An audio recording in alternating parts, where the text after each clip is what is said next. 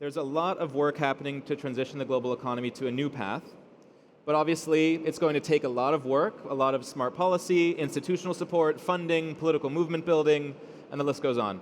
But even though it will be hard, we need to consider there are real consequences to staying on the current path. And perhaps the best way to understand that is not through analysis or more white papers, but through storytelling. So before we bring the last panel on stage, we're going to watch a short preview of a documentary that explores exactly that, the ongoing human and ecological costs of our current economic system. So let's take a look at the trailer. We're making a documentary about our journeys as climate activists and the wider search also of the climate movement. And what is your analysis about the current state of the climate crisis and the political reaction to it? Has anything happened? Have things improved? Where are we standing now? And you can really take the time.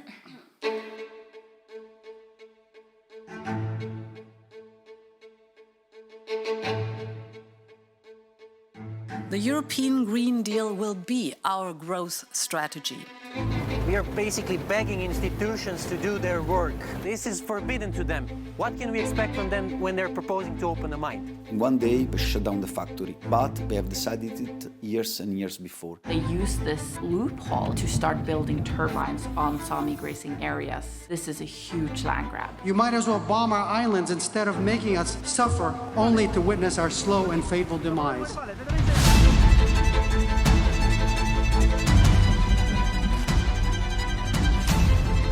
People in the majority world go through genocide, and the rest of the world doesn't care after a while.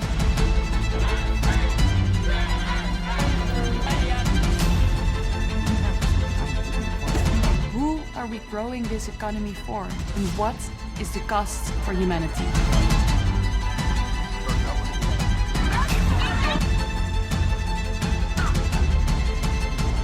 We live in a shadow of the world that we could have. Well, I mean, oh my God, where the fuck do I start?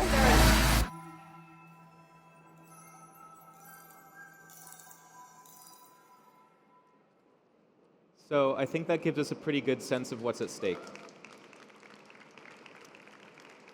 Now, I'm excited to be joined by the people behind the Cost of Growth documentary and people who contributed to the film, who are also deeply involved in the work of building alternatives and moving beyond growth in the real world. You want to join me on stage and I'll introduce you guys?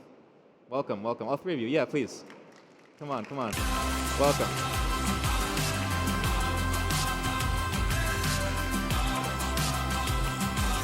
Ah, nice. You sat in the order I was going to introduce you. Perfect. So, Lena Hartog is the co-producer of The Cost of Growth. She really brought this film to life. And she's also a climate organizer and a researcher at the University of Utrecht, focused on power and emotions in transformative social movements. Diego Marin is one of the experts interviewed in the film. He's a senior policy officer at the European Environmental Bureau, working on resource justice and the impacts of extractive industries in so-called sacrifice zones in Europe and in his native country of Peru. And Daniele Bricca is an engineer working on renewable energy systems. And he's here on behalf of a worker-led cooperative in Italy, building a real-world cooperative alternative to the traditional extractive industrial model. Welcome to all three of you. Thanks for being here. Woohoo. So let's get into it. A lot of what we just saw challenges something that's widely accepted, that especially in spaces like this conference, right? That the idea of green growth as the solution, that if we simply replace oil and gas with renewable energy, we can keep growing the economy. So Lena, I'll ask you directly, is green growth actually a solution, or is it part of the problem? Yeah, what I've learned in making the documentary is that green growth is not happening currently.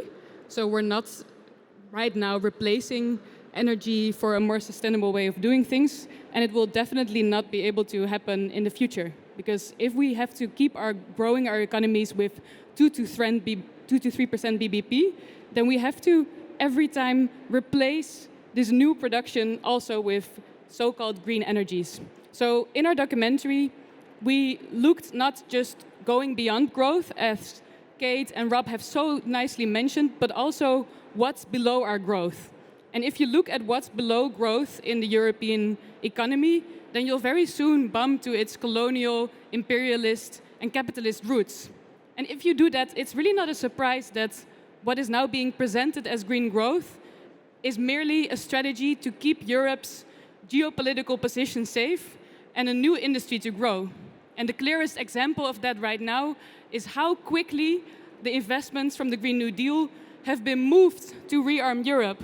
So it took the European Parliament 5 years to debate on giving 100 billion euros to loss and damage. And it took them 3 weeks to give 800 billion to rearm Europe. So we ask in the movie, is green growth, not just is green growth possible, is it happening, but also what does green growth and the story of green growth allow the European Union to continue on? This progressive myth and its geopolitical position. That's what I've learned, and I haven't learned it myself. Thank you. Diego, you've looked closely at the costs of extraction, the extractive costs of the energy transition, the transition to green energy. So I also want to ask you, because I know you're deep on this topic, what are we missing when we think about renewable energy as a green solution? So this context is really important because the topic of green growth is being seen at the moment as a solution, silver bullet, if you will. And I've actually been to the sites in Europe, particularly in Europe, but also in Latin America, where I have seen where the copper, lithium, cobalt, rare earths is supposedly going to be coming from. And in this sense, we look at Europe and the politicians, the mining industry particularly, promotes this idea that Europe can do it right and Europe can do it well because we have the laws, we have the know-how, and we have the expertise. Actually, they don't really have the expertise. But what happens actually is that when you go to these sites that are really thought of as sacrifice zones, the same situations that I hear when I went to Peru and did research there as well is the same things I hear in Portugal, that I hear in Jadar, in Serbia, that I hear in Sweden, that I hear in Finland, that I hear in Spain. Water is the biggest concern. Land rights are being extremely violated, and people are at a loss of livelihood.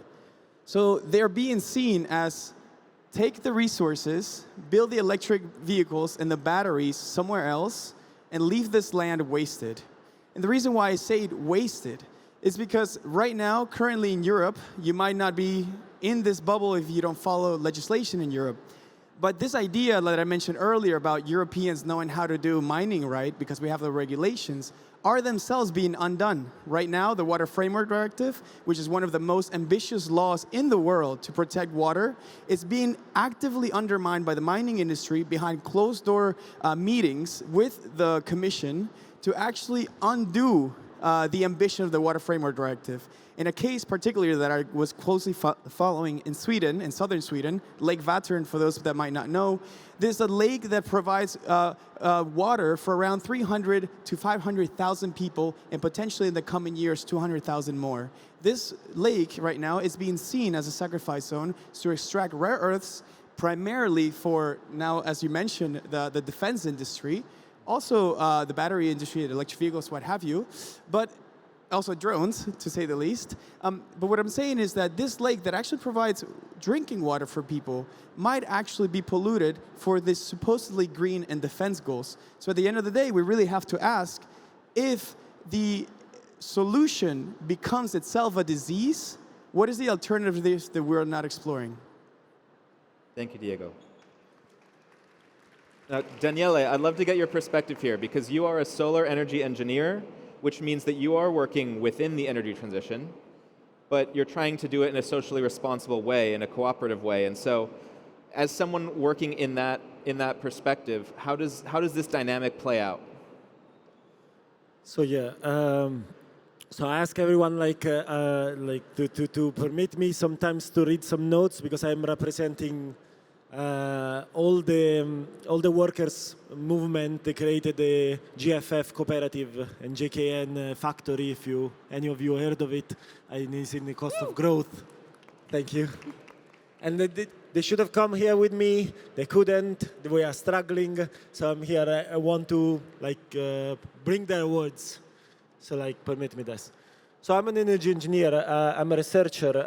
I came from working in third world countries in Africa in energy access, and I've seen this this experience of working in energy access and working with the communities and the cooperative.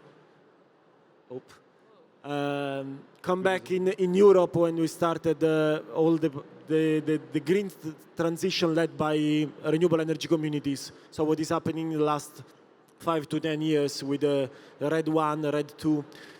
In Italy especially, we have a great, these energy community, renewable energy communities are bringing a big change in the bottom-up transition. So we are reorganizing the little communities, the little town. They are building energy communities to produce and consume energy. In the specific case of GFF, so the GKN, so we have a lot of contradiction, and we have a lot of aim on democratization, but we are pushing for energy communities, and then we used only 3% of the PNRR, so the fundings for the resilience in Italy. Then we are pushing for industrial chain that are created in Italy, in Europe, but in the last years, due to the Chinese dumping of the prices of panels, we have seen a lot of them closing up, and especially in the industrial plan of the GFF, so a cooperative of worker cooperatives, so 400 workers, they got fired with the email. They try to reindustrialize with the industrial plan to do production and recycle of solar panels. They keep getting delays. They keep getting not in line with what the ministry, what the public entities are projecting. So they were doing automotive, and then there was a crisis of the automotive. We lost a lot of jobs together with JKN, and they put it on the green transition as a myth. Then, the JKN workers try to bring this transition to their doors without the help of the public institution, and then getting all this delay in democratizing the jobs and democratizing their work. So what does it mean? What is the path forward if this example is not the right one to bring the transition? Yeah, well, let's talk about that. What the right path could be, because something you mentioned that I think is super important, especially at a conference like this one, where we're talking about all these big ideas, is this idea of a bottom-up transition, a bottom-up energy transition, versus something that comes top-down. And obviously, if you're listening to this, you could think, okay, there's a critique of green growth, there's a critique of the energy transition, but we have to do it anyway, right? If we want to decarbonize, if we want to solve the climate crisis, we have to do something. So I think it's really just a question of how we do it, right? So I'm not sure who wants to go first here, maybe Lena or Diego, back to you, but how do we think about the energy transition in a way that is just, that is ethical, and that is actually bottom up? Yeah, so the reason why we wanted to include the story of GKN in our movie is because we really think there's no way to achieve an energy transition without it being worker-led. And that is because the energy transition is not about consumption, it's about production. So the people that are currently producing have to be able to decide what they produce. And in Italy, it was almost absurd to us that we came there and we thought we meet a group of ex-car workers that want to make solar panels, that want to make cargo bikes, and the government is not thanking them or applauding them, they're actually pushing against them. So there is this question of, if the energy transition was really about decarbonizing as fast as possible, why not give more power to the people, to the workers? So I really believe in that it's not even about a just transition or an unjust transition, it's about no transition or a worker-led transition from the bottom up.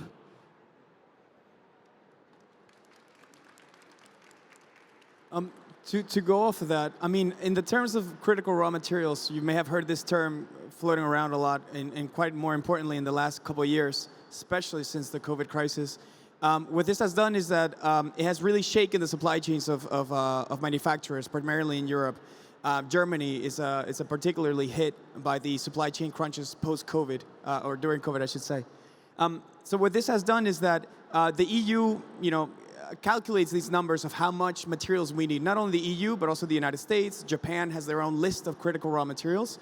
And what they do in these processes of how much material we need by 2030, 2040, 2050, they never take into account demand-side solutions. The only one that they take into account is recycling capacity, which will only really be able to upstage itself by 2030, 2040, when batteries have basically towards the end of their life, and then you can finally recycle them. But that's about 2 decades of time lost on actions that could be done yesterday.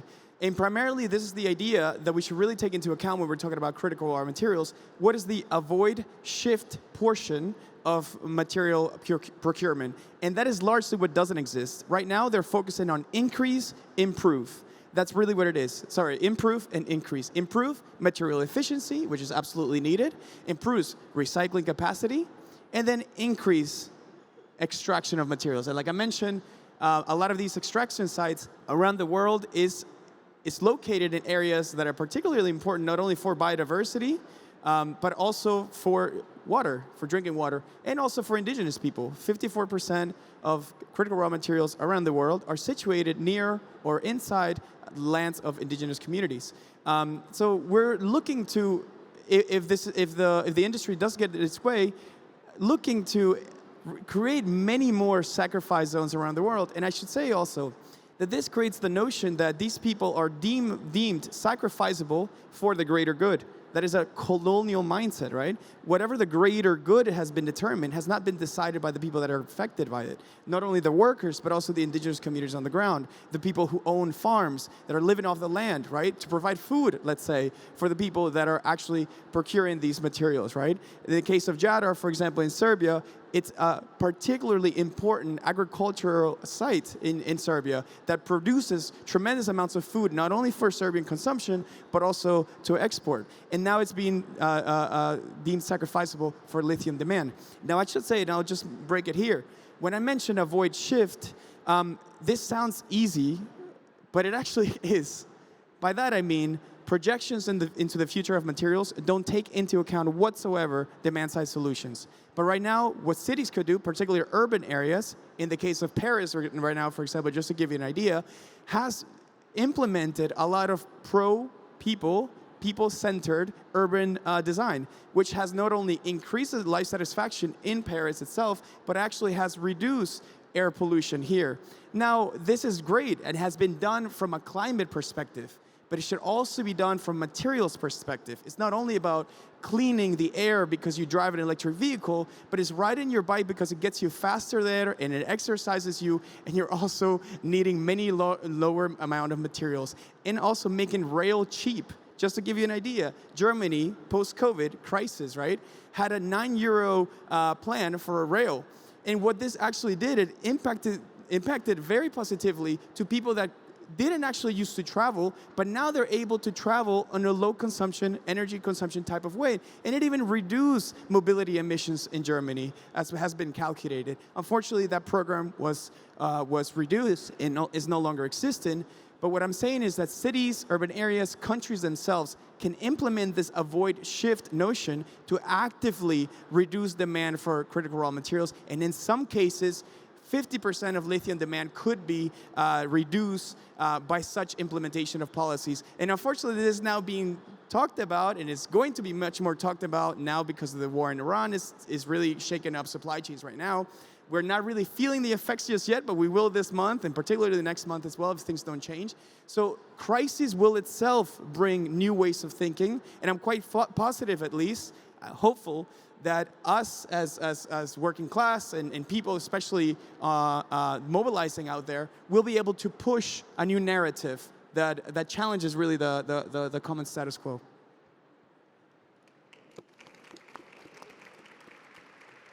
Daniele, I'd love to get your thoughts on this as well one more time, because I think that what you've described is actually, it sounds like a pretty frustrating process of having to deal with the government.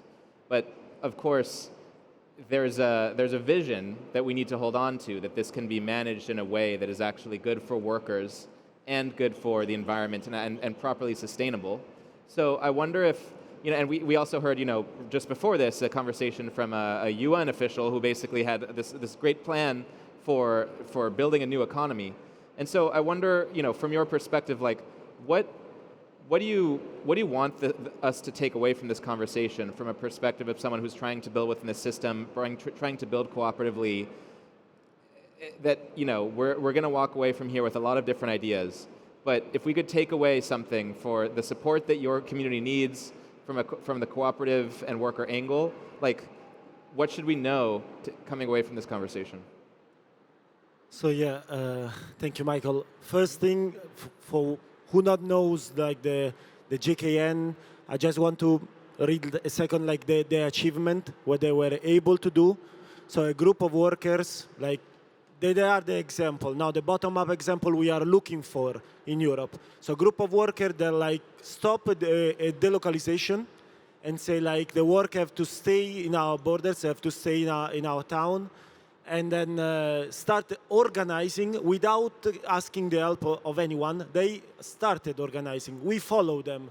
We follow them because we felt like responsible. Sometimes one asks like, what can I do in the transition? Sometimes transition just transition finds you. It's not you finding. You have to be prepared. If you are prepared, if you know what is right, if you know what, like if you are informed, if you inform yourself, then you find sometimes a place where you can really do something, and then your experience is really needed.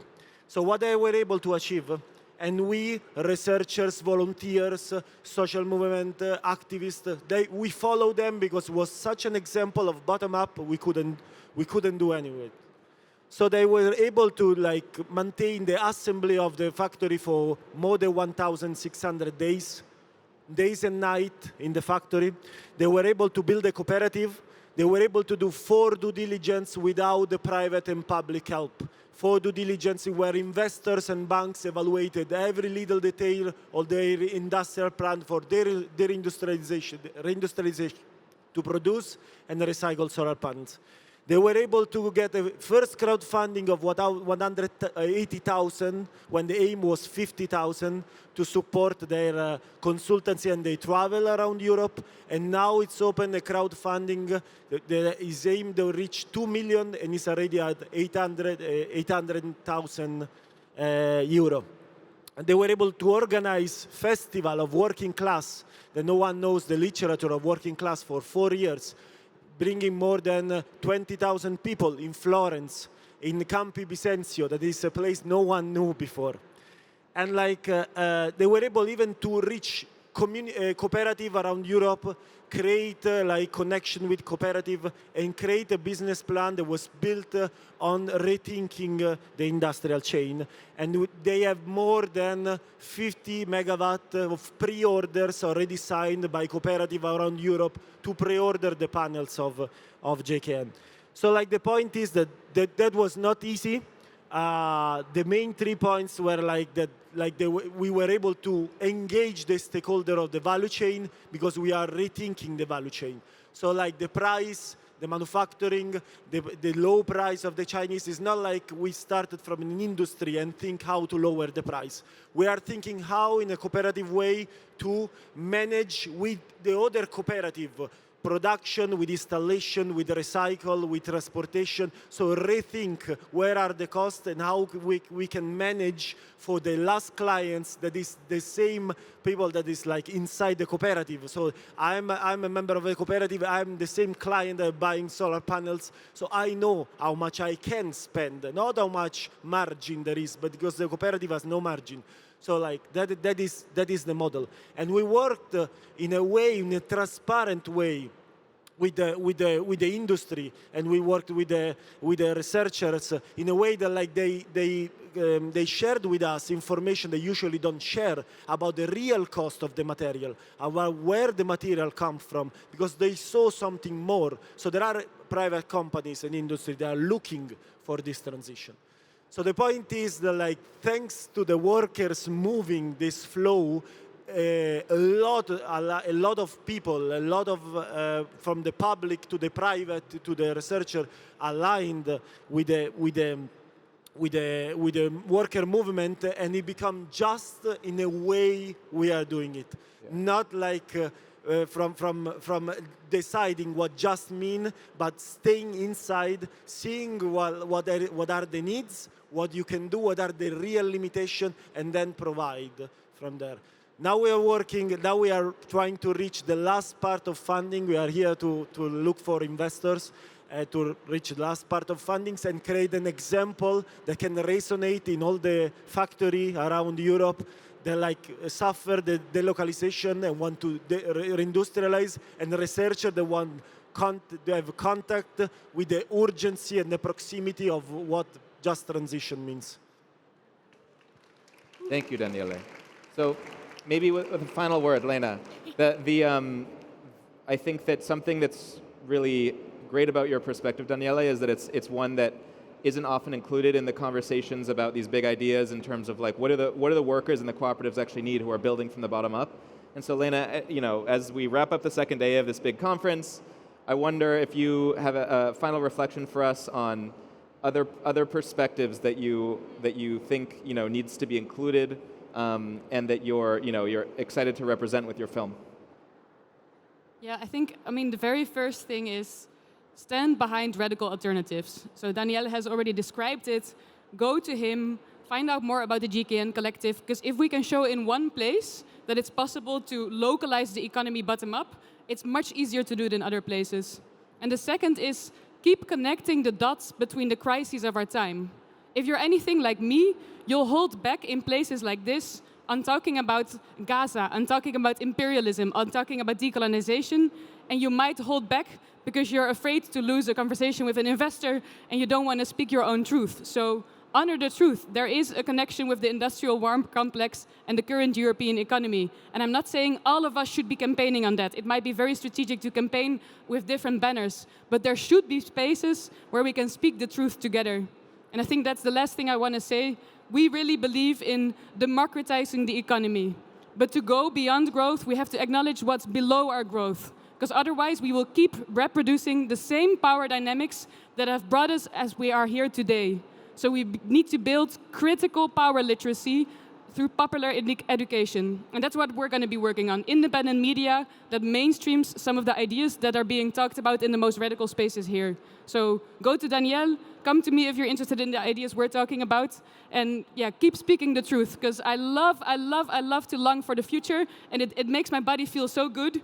But it also makes me feel really good to honor the anger and the grief I feel about the world of today. Thank you. So, if there's one thread running through everything we've heard today, it's that moving beyond growth means shifting from an economy that extracts to one that actually serves life. And that shift isn't just theoretical, it requires imagination, emotion, politics, storytelling, and real organizing, which is hard. But thanks to the work of everyone on stage, and those who spoke before, and I'm sure many of you in the audience who are working on this too, this transition is underway, and together we can accelerate it. Thank you all for being here. Woohoo!